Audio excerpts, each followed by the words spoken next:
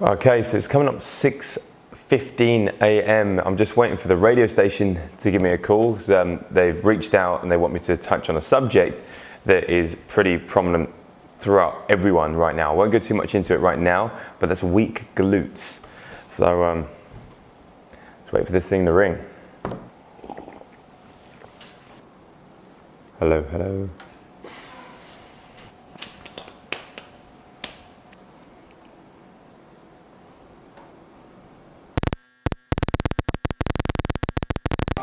Typical. Good morning. Good morning, Matt. I'm Sajan at ABC. How you going? Yeah, good. How you doing? Good, thanks, mate. Joe's almost ready to have a chat with you if you are almost ready. Yeah, absolutely. Whenever you're ready. Excellent. Now, just checking, are you currently talking on a speakerphone? I am, yeah.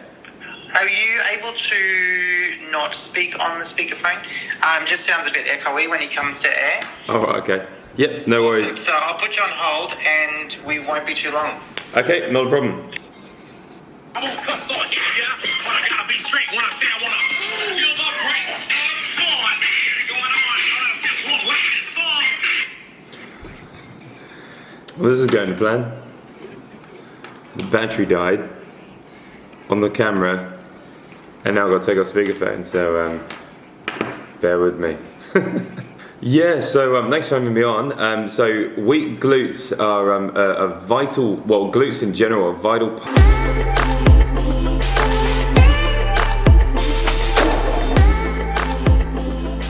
No worries, thank you, bye-bye.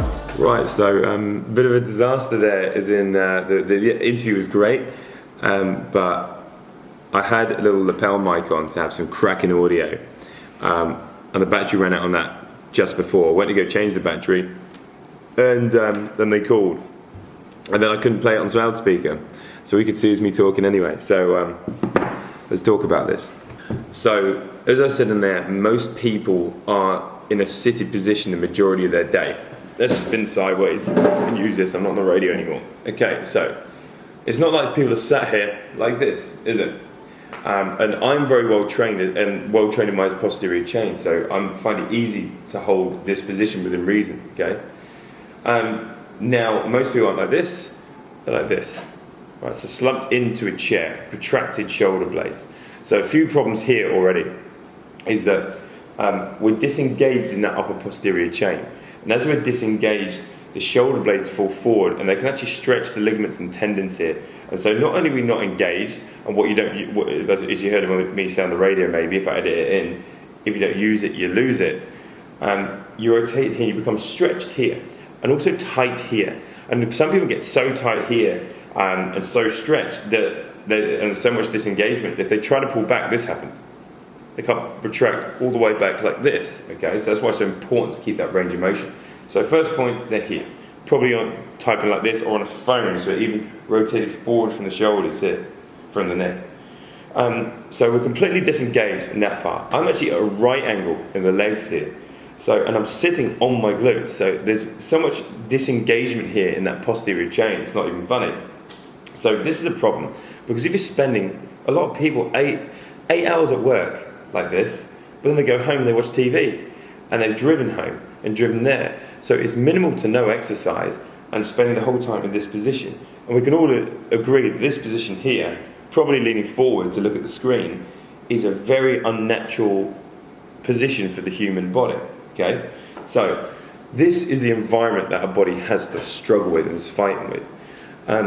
So few things, the environment needs to change for a start. So as I said on there, a stand-up desk, so at least they can elongate the spine and actually activate that posterior chain somewhat, because when you stood up, obviously things have to be activated to stop you swaying forward and back as well, so you're going to get more of a contraction there.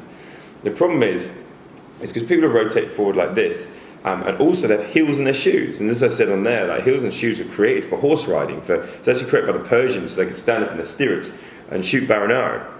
And we've just kept it since, we don't ride horses anymore, a majority of us don't, and we've still got that little wedge in the heel, which has literally changed the way people walk. you're like when especially run. When you run, you meant the forefoot run. Your tarsals and metatarsals of your foot, and their bones that spread when you put your foot down. So if you take your foot and place it down, I might as well show you.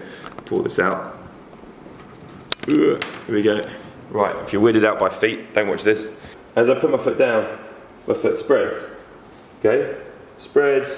All of this spreads. Okay, so as you put your foot down and the bones spread, that is your natural shock absorber. When you run, you're meant to land from here. Use the muscles in your feet to drive and propel you forward and push away. But because we've adapted to having a shock in the heel, what do people do? They run and they put their heel down. And your heel literally goes from heel up into the knee, up into the hip, up into the back as straight aligned bones, which means the shock goes straight in, which is not a good thing. That's why you have to have so much padding on the heel. We're not meant to run like that. If you ran like that barefoot, you'd destroy yourself really quick. If you saw people that say lived in a tribe their whole life, maybe didn't wear shoes, that'd be sort of diminishing amount of people. So if you went to the Amazon, they'd be running forefoot. They're running how they're meant to run. Okay. So when you put your pressure into your toes, what happens is, even just to put your pressure into your toes, your body has to lean forward ever so slightly. So if I'm stood up like this, and then suddenly you put a heel on my foot, it would go, and I'd shift forward just that few percentage. Doesn't seem like a lot, but over 50, 60 years of people like this, it's a problem. That's why a lot in the Western world, you get the older generation have that rotated forward posture. They're all like this because they've adapted for it, and they've got heels and they're like this. And yet if you had places around the world where once again they live in tribes and they don't sit in seats all the time, don't have heels, maybe walk around barefoot, their posture's amazing, just sat straight up. Because we should be sat on the floor with a nice straight back, which most people don't even have the mobility to hold that position, sat on the floor or walking around or lying down. The sitting in the seat thing is very much a New Age Western problem. So we've got everything protracted, disengaged, leaning forward, heels up, rotated in. So we're overdeveloped on the front. Most people are actually underdeveloped, but overdeveloped in comparison from their back. So everything's working against you. The problem with this is when you start leaning away from the center of mass and how our body's designed to be, we start to hinge from our lower back. What I mean by that is if you dropped a pin down my head here, straight through my body, that's your center of mass. And as I lean away from it, it will hinge from the center of mass, which is obviously your hips, so your lower body. So say if I'm here and I'm skeletally stacked like this, the pressure drops through my spine and out through my feet, how it should. Now if I start to lean forward, as you can tell, it will start hinging from here. Now if you have a developed strong posterior chain, those muscles work in a chain, pun intended, to alleviate the pressure off that lower back. So if everything's working together and you pick something up, someone with a strong posterior chain, their hips will go back, they'll sink down over the center of mass and pick it up with everything engaged. Someone who doesn't have that same development will be stood there and will be in this position for a start. Will probably put the hand on their knee and make some kind of frame to further take out any engagement in the posterior chain. You see how this goes? So over time, as there's complete disengagement, and then we've got heels, we're leaning forward, everything's working against the development of the posterior chain. This is how the lower back problem happens. And when people have got this bad lower back, eventually they injure it.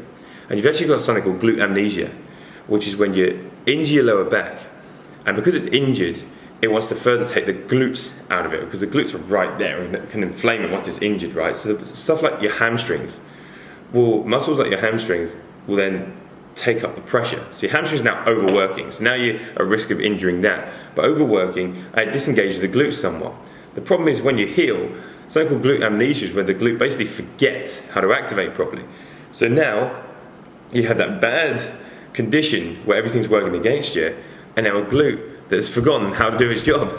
So it's further deactivated, which further perpetuates the problem of having lower back weakness, and you're more likely to injure it more in the future. If this isn't if this isn't dealt with, and it goes on entire lifetime, you have someone with chronic back problems, bad posture, probably headaches, because they might even have overworking traps because of the position. I've even heard, I haven't checked this, fact checked this if you will, That people are starting to get bone spurs on the back of their neck because people are being bodies adapting for this because they're on their phone all the time rotating forward.